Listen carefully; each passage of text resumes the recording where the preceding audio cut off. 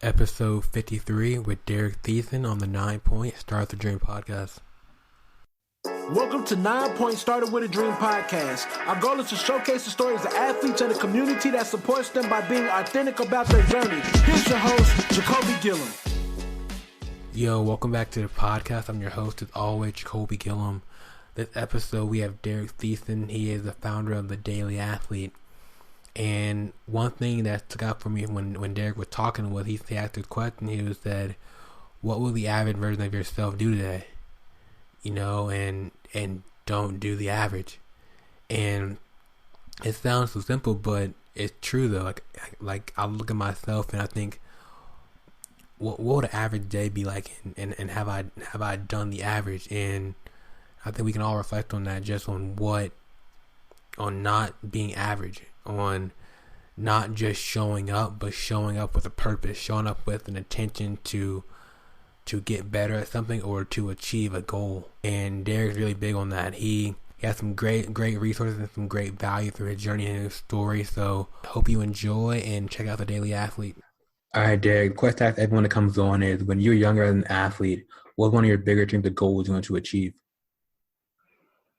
You know, when I was growing up, I played a lot of sports because of, my parents played sports. And so I think that was a big influence on me in terms of just what made me want to achieve more as an athlete. What made me want to improve was, really there was a part of it where I admired how they were as athletes, what they learned from being athletes and the stories they told about being athletes in their younger years. And when I looked at that, I realized how much they learned from that, and I think they did a good job of instilling that the experiences that you gain from being an athlete. And so, as I grew up and as I got older, I just started to realize how valuable the experiences were, whether it was on a team sport, an individual sport.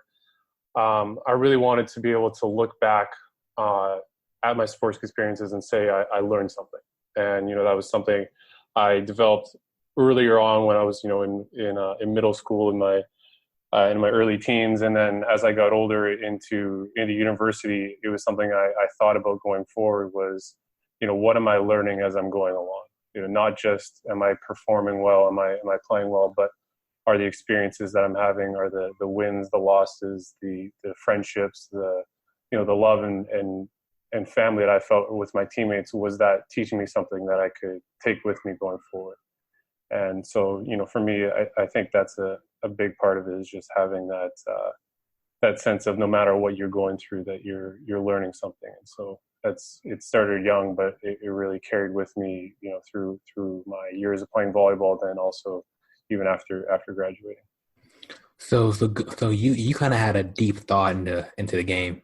It wasn't just like juice boxes and just running around. It was like, all right, what can I develop from sports?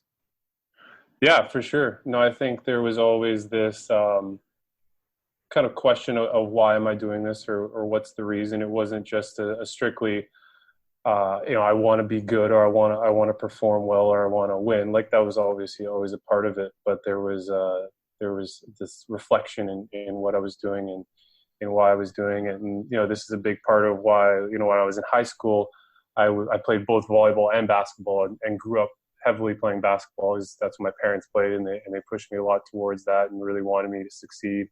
And then as I got older, I discovered volleyball and really enjoyed that, as well.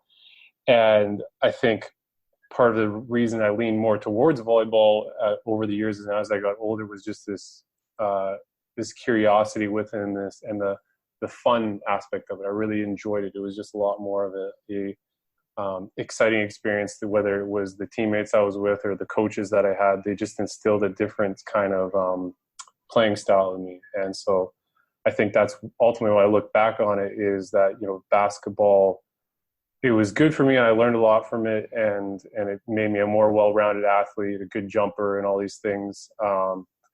But sometimes I look at the environment that I was in this kind of hostile coaching that I sometimes experienced, I didn't respond as well to that. And when I looked at what the coaching I was getting in volleyball, it was a little bit more chill, a little more laid back.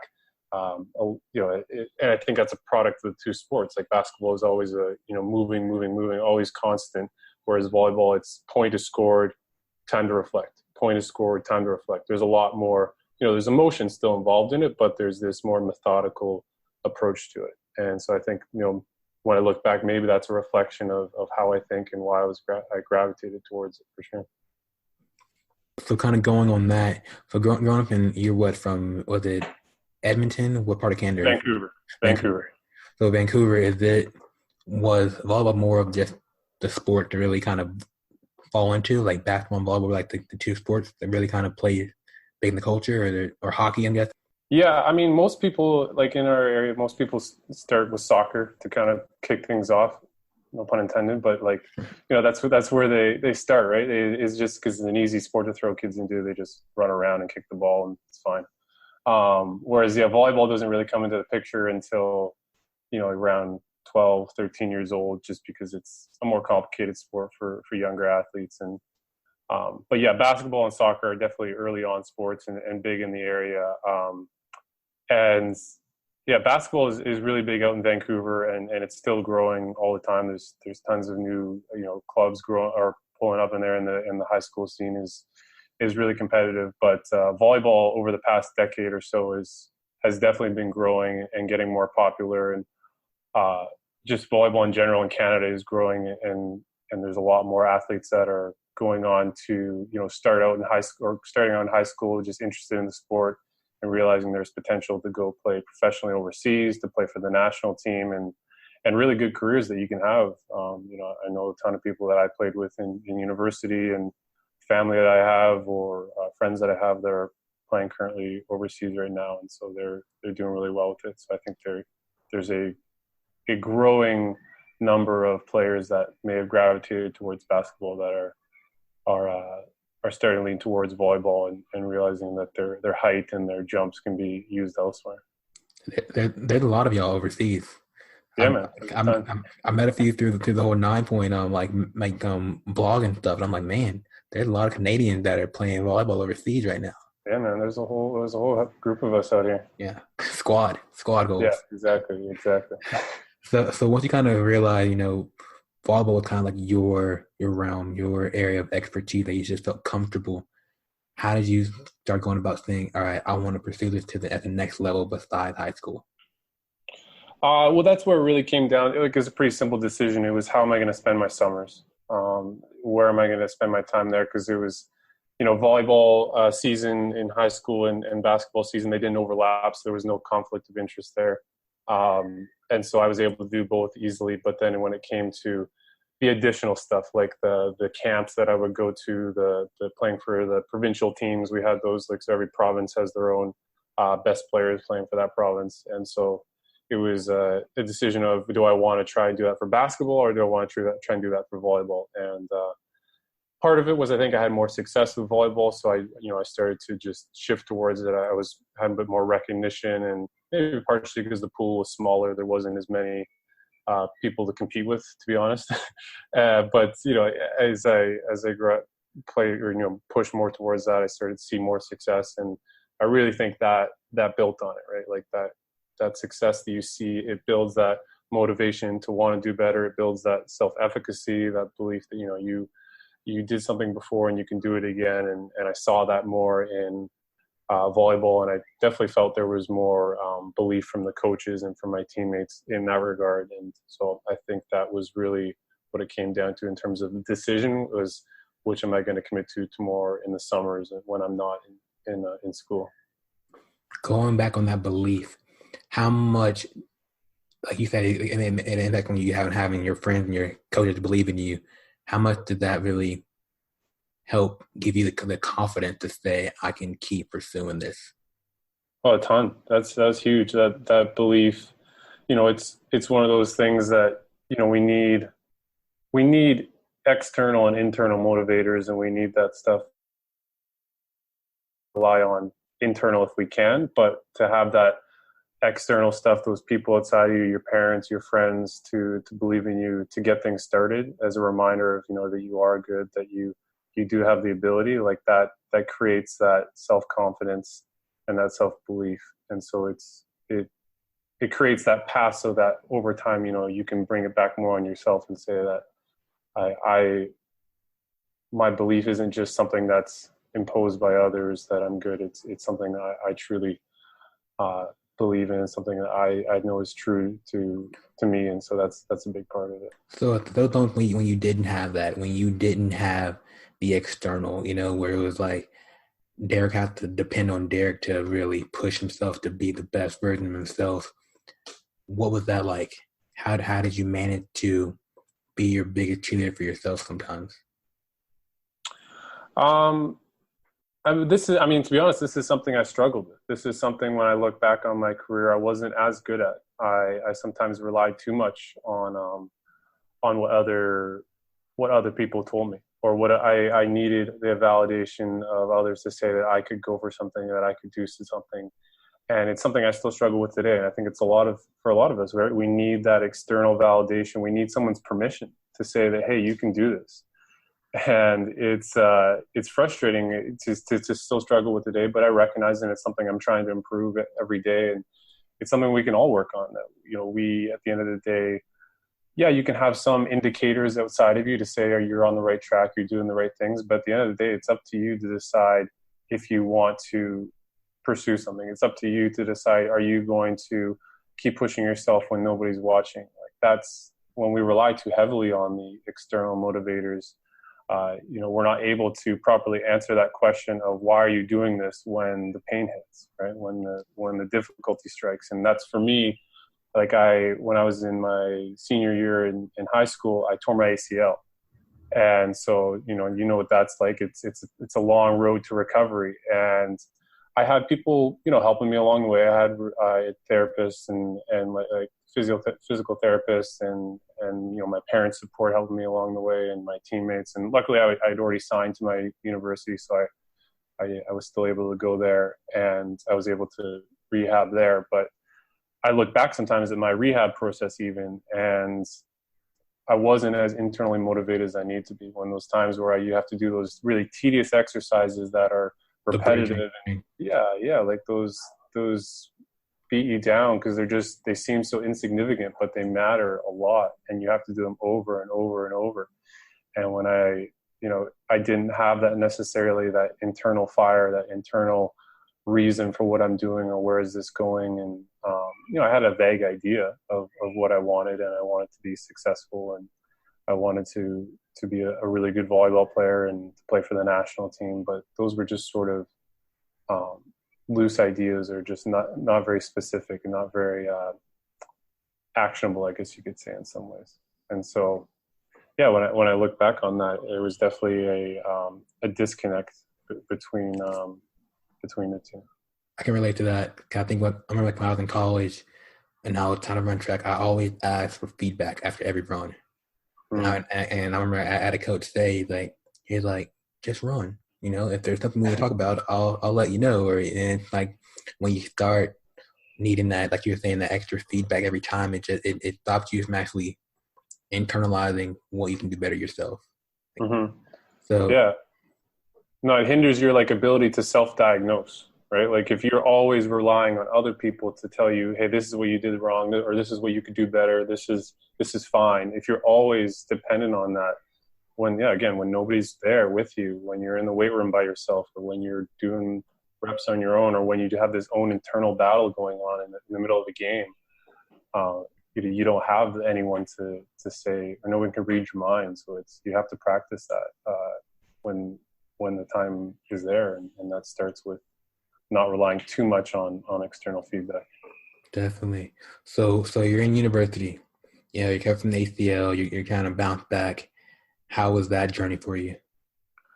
That was definitely tough. It didn't go as well as, they always, they say, what is it, 6 to 8 months recovery.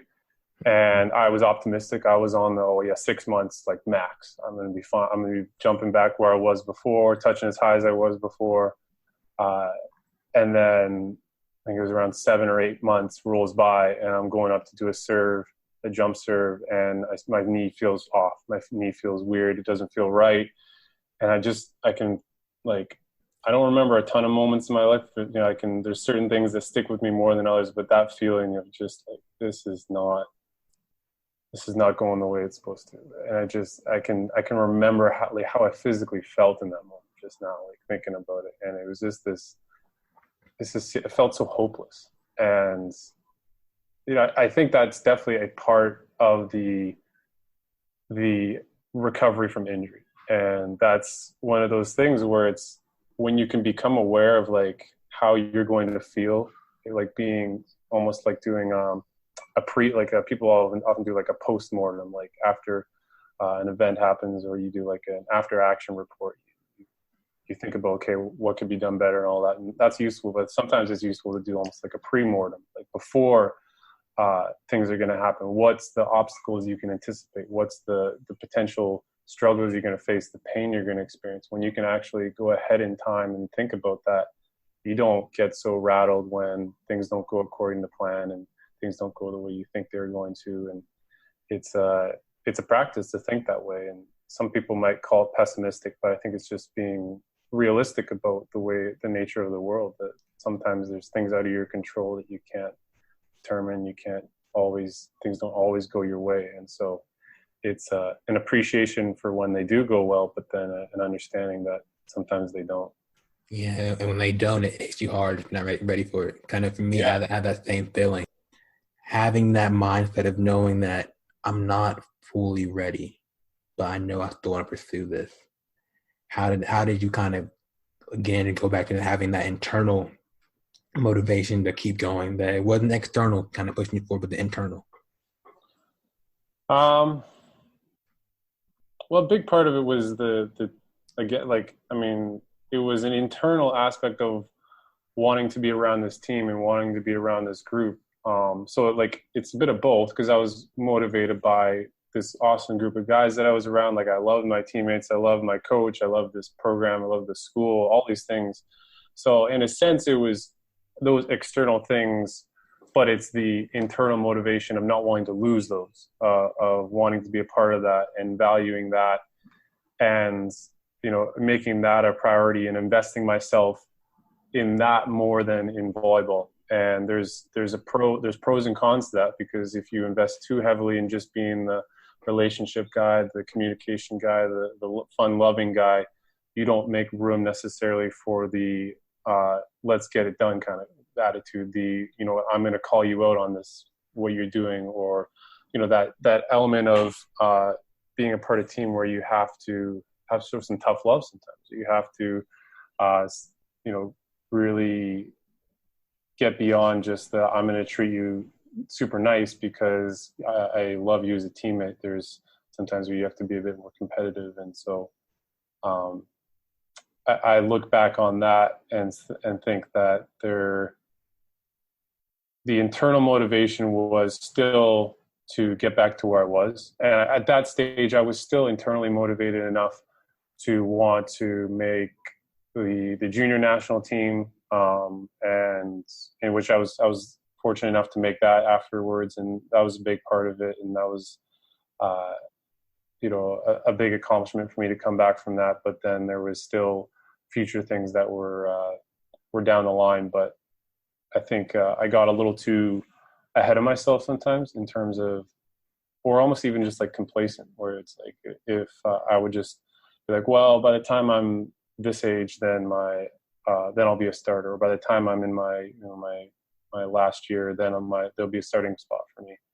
And it was never this, okay, well, even if I am going to have to wait for my starting spot to be open, what am I doing now that's preparing me for that? And I feel like I wasn't necessarily considering that, like, what are the steps I need to be doing? And so this is where I think I had internal motivation, but it wasn't consistent. It is a big part of it. Looking back, right, and saying like, how did your journey ultimately end when it comes to the university, and just ultimately the big picture goal for you? Yeah, so this is where, like a lot of the things I do now, where all this stems from, is that, when I ultimately did graduate from university in my final year, where this place where I thought I would be, that I would be the starter, I would be one of the star players, going in at the beginning of my journey, I thought these things, and I ended up being essentially starting or sharing my starting position with someone who was 3 or 4 years younger than me. I think he was the second year going in university, and he ended up being a really great player, in the following years. But I ended up losing my starting position to him most of the time, and really struggling to reach that goal that I wanted to be, one of the best players in the country and to play on the national team. And I just wasn't at that level to do that. And, I can point to injuries all I want. I can point to that my knees were wearing down over the years, and there was things with my meniscus as well. And that'll always be there as, crutches in a sense to rely on. But I know deep down when I look back that there were things I could have done differently from the mindset wise that could have made a big difference. And, when I look, I look back at some of the teammates that I had, and some of them I played with on the junior national team, and some that played in my university team. Many of them, we were similar stature, similar size, similar experiences, all the same opportunities, similar coaching, we were working in the same weight room, all these different things.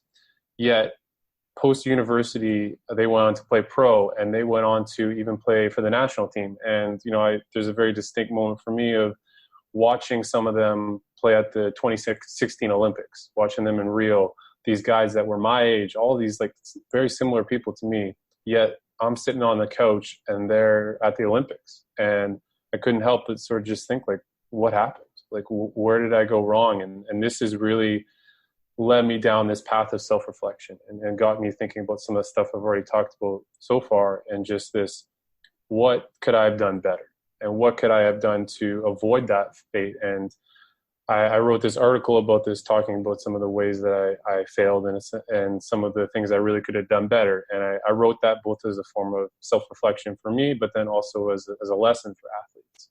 And, there's a number of different things that I know I could have done better, whether that's, I put way too much pressure on myself at times, but then there were certain times where I didn't put enough pressure and I couldn't find that equal balance, or, I didn't seek out help from others, or there's all these different things that I could have done better. But the biggest one I point to, and I think about the most, is that I never really set specific and actionable goals. Like I had these vague ideas of, national team, being a starter, but there was never really much else beyond that. It was kind of just like, well, that would be nice. That would be meaningful. Or this is, that would be cool. But there was never a reason for it. There was never like, why is that important to me? What does that mean to me? And then how am I going to get there?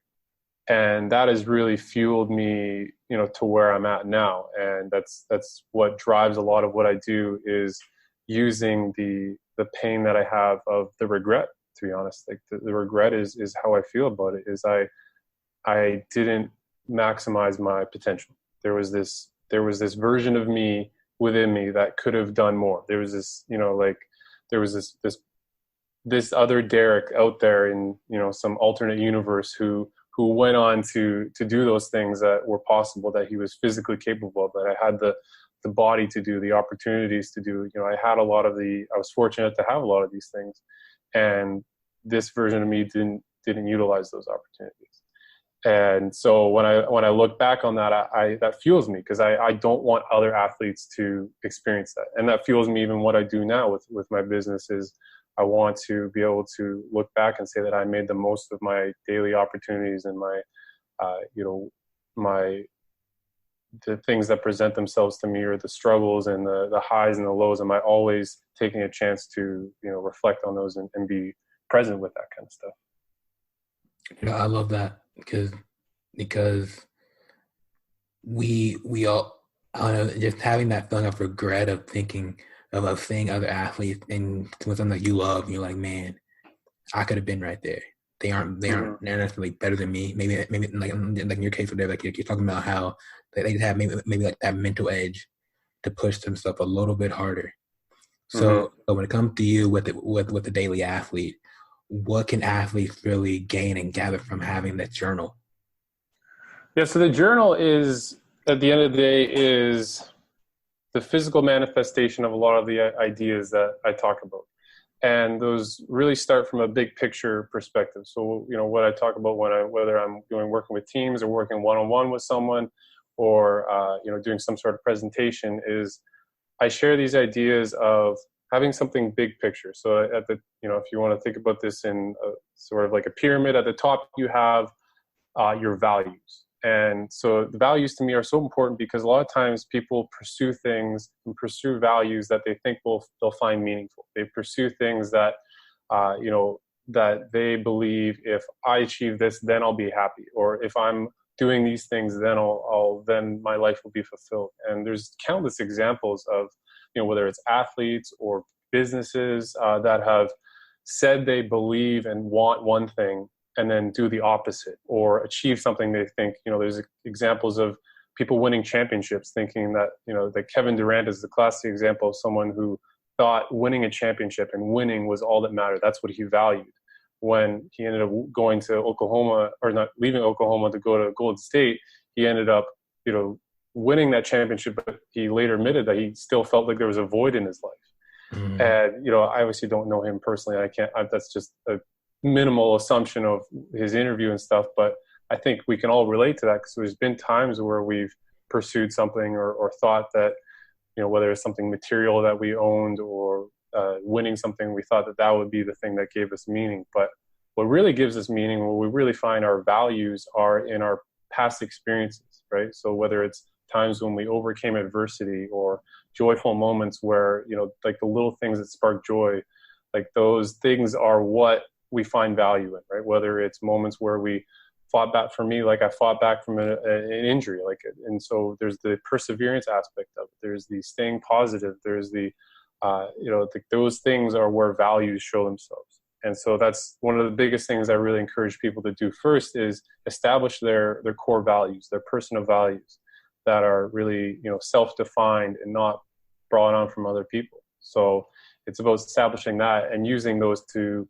have more value-based decisions, right? So you're doing things that align with what you value, and it gives more meaning to even the tasks you don't necessarily want to do.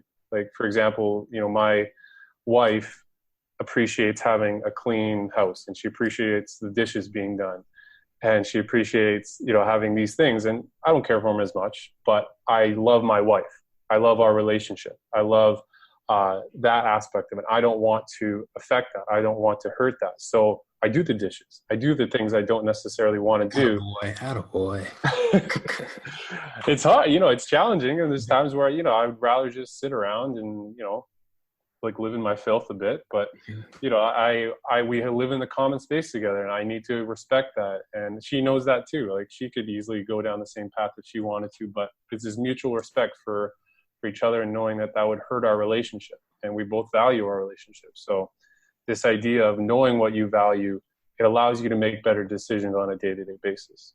And, that really ties into then, once you understand your core values and what you care about, is getting into this idea of, okay, where is all this going?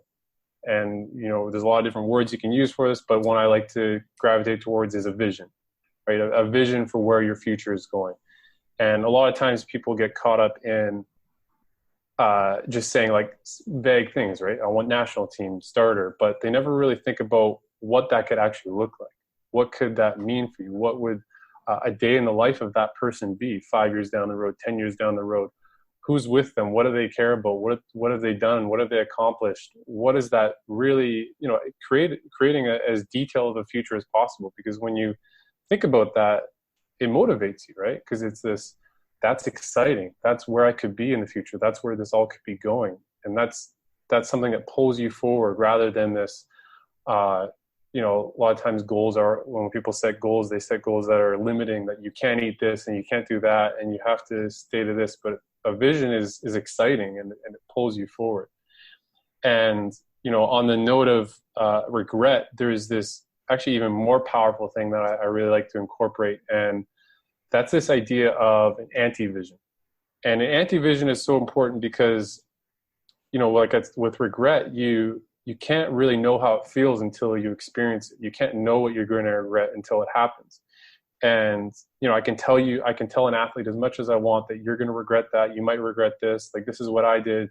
Avoid that. But it's hard to really get that to sink in without experiencing it. So this is the closest way to get to that. And that is the taking some time to really think about what would happen if I just kind of kept showing up, right? What would happen if I just kept doing what I'm doing? You know, I come to practice, I put my shoes on, and I work hard, and I do kind of what everyone else is doing. Well, what's going to happen is eventually people who are doing more than you, who are doing more than just showing up, are going to surpass you. And, you know, you need that realization of what life could look like 5 years down the road if you just stay complacent, if you don't push yourself, if you don't find ways to get a little bit better each day. And having that, seeing what that could look like. And it's not always dramatic. It doesn't always have to be this, you know, you're living on the streets kind of thing. It could be just that you look back and you see teammates of yours that went to go to the Olympics and you're sitting on the couch, right? Like that was it for me. If I had seen that going, if someone could have shown that to me, like, hey, this is what that's going to look like. This is what it's going to feel like. That's a motivator, because that's, you know, you have that positive emotion, that thing above you, that thing that you're trying to strive for. And you have that negative emotion, which is that thing that essentially you're running away from, right? You have a good analogy I like to point to is, you know, in a race, when you're running against the clock, that's in front of you, right? There's a clock. It's either your best time or someone else's best time. That's really motivating because, you know, you want to beat that. But what's more motivating is when you're in a race against 6 other people and they're on your tail and they're bearing down and you guys are running for the finish line and they're trying to beat you just as much as you're trying to beat them, right? That thing that's behind you. And when you can have that equal balance of that thing that you're going towards and that thing you don't want, that's where you find a more persistent and more consistent motivation. Because, you know, those days where you're like, well, just showing up is fine. You're not as able to justify it. You're not able to say like, hey, yeah, you know, it is fine. But it's like, no, like if I keep doing this day after day, just showing up, someone else is getting better than me. Someone else is doing more than me. And I'm losing my starting spot. And so that really, you know, ties into the goals aspect, right? Like once you've established, okay, this is, you know, this is the vision, this is where it's going, this is where I could be. Okay, now that I've had that in place, this is where we really get into the goals. And I'm gonna have to quote that. You know, just it's more than just showing up. For sure, man. It's definitely tomorrow maybe at CrossFit. You know, be like it's more than just showing up. Well, it's like it's this question that you can ask yourself of like, you know, what would the average version of me do today, right? Like, what would that person do if they just showed up and said, you know, I'm just going to be average? Like, what would that person do? And then don't do that, right? Like, don't like see what that person could be in your mind's eye, like see what that person could be and avoid that and say, no, like that's not going to be, I'm going to take that extra step. I'm going to do that extra rep. I'm going to find a way to get better. And no matter what it is, like it's easy in your workout, right? Like find it in your workout, but then the challenge is to find it in your relationships, in your sport, in your school, in how you act as a teammate and how you respond to feedback. Those extra reps, those are harder to find, but they're worth it. Dang, man, that's good. That's good. What would you say? What would the average version of myself do? Yeah, exactly. Yeah. Man. So kind of close up a little bit. So where people kind of find more about your website and your social media, the journal, what? Yeah. So, I mean, the journal, again, is really taking these ideas and boiling it down into, okay, if you have goals, now setting your goals and saying, okay, these are the things I want to achieve. How am I going to do that? And this is where the journal really gets a chance to break that down into each day. Right? So it's set up so in the morning you have a chance to plan, and in the evening you have a chance to reflect. And so what you set up for the day is a really good way to direct your attention, right? Like in Pirates of the Caribbean, you seen that movie? Yeah. You remember Jack Sparrow? He's got that compass, right? Mm-hmm. And that compass points to whatever you want most in the world. And, you know, unfortunately, that compass doesn't actually exist in the world that we know yet. But our brains have a version of this called a reticular activating system. And this is the part of our brain that directs our attention and filters out unnecessary information, right? It's the reason you can find your car in a parking lot, or why you hear your name in a crowded room, right? Your brain knows what's important and it looks for those things and ignores the other stuff. And what this journal is really designed to do is to set your intention each day so that you're looking for opportunities for growth. So you're waking up saying, okay, these are the 3 things I know are going to move me towards my goals today. Or this is the area I want to improve, the skill I want to improve. now you start going through your day, you see moments for growth. You see moments for getting better, right? You set that intention and you start to see that. And then again, at the end of the day is just a chance to review and reflect and see how you can get better. And it's just that constant part. Like, this is the reason the business is called Daily Athlete. It's not just about being an athlete when you feel like it, right? It's about being a daily athlete. Every single day you show up and you be that same person that's moving towards that big picture. And all this stuff is, that I talk about, is designed to think big picture and then break that down into the smallest components. And so, that's really what it is. But yeah, the journal is that, and you can find it on my website, which is dailyathlete.ca. And then my website or Instagram is The Daily Athlete, and then Facebook is Daily Athlete. So that's where I'm at. Feel free to shoot me a message anytime. Dude, that's what's up, man. Like, I remember like when you first reached out, I was like, who is this dude? And this was like last summer, I think. And I was like, who is this guy? Yeah. Like, what's he doing? And I kind of learning about your process and what it's all about. I'm like, man, I wish I had this. And I think now I work out, I may just start using this thing to kind of evaluate how am I mentally prepared to work out or stuff like that. So yeah, no, I use it every day too. It's like there's questions in. Sorry? Does your wife use it? Yeah, she uses it too. Yeah, my wife's a professional athlete. She's using it all the time. And it's I got a bunch of the national team players using it. They found it incredibly beneficial. It's just a way to really, harness that daily potential. And like you just said, like, this is the reason I created this is because it's something I wish I had when I was younger. And it's something I wish I could have had to direct my attention. And it's just another resource, another tool in the tool belt at the end of the day. It's a way to get off your phone. It's a way to focus on the day before you get started with it, and to reflect before your head hits the pillow. Dude, man, fire. It's more people listening. It's more than just showing up. Absolutely. It's more than just showing up, and it's about, being better than your average self. Like it's a call to action, and nobody wants to be average. Mm-hmm. Nobody likes being average. And, it's a reminder of that, and taking the steps to remind yourself of that is a big part of it. So I'll encourage people to really, think about who they are and where they want to go and where they don't want to go. Probably is more important than anything. Is, what's worst case scenario if you keep kind of just being average, if you don't challenge yourself to be better bit by bit each day. And, that's what I would hope people really can do to themselves. And this journal is a way to bring that into their lives. And whether they use a journal or not, it's a mindset. It's a way of thinking. Good, man. Hey, Derek, thanks for coming on, man, and sharing your story and kind of learning more about the journal. So we'll talk to you soon. And yeah, man. No, thanks for doing what you're doing. It's awesome, and happy to be a part of it and growing what we're trying to do for athletes here. It's meaningful because we know it's something that we would have wanted, right, at the end of the day. So happy to be a part of it. Yo, thanks for listening to this episode of the 9 Point Started With a Dream podcast. If you enjoyed this episode, please comment, share, leave a review. We would love to hear your thoughts. You can find more athlete-driven content at 9point.com. Till the next episode, you're only one opportunity away. Peace.